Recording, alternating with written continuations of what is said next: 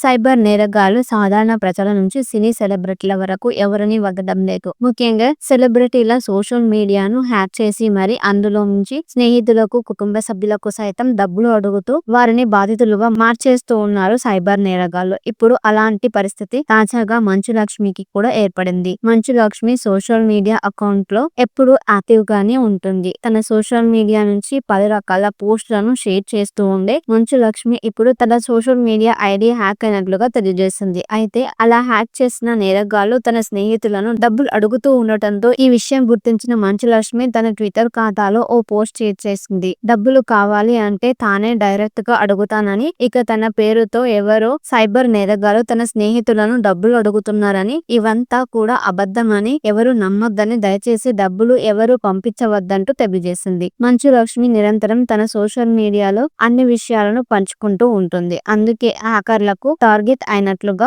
వార్తలు వినిపిస్తున్నాయి. ఇక ఇదే విషయాన్ని నిఖిల్ విజయేంద్ర సింహ తన సోషల్ మీడియా ఖాతాలో స్టేటస్ ద్వారా తెలియజేశారు. మంచు లక్ష్మి అకౌంట్ హ్యాక్ అయిందని, కాబట్టి స్టోరీస్ లో పెట్టే పోస్టులు చూసి ఆమెకు డబ్బులు వేయొద్దంటూ తెలియజేశారు. మంచు లక్ష్మి సోషల్ మీడియాలో చాలా స్టోరీలు కనిపించకపోవడంతో ఫాలోవర్స్ కి కూడా ఇది మంచు లక్ష్మి చేసిన పని కాదని, హ్యాకర్ల పని అంటూ వార్తలు వైరల్ అవుతున్నాయి.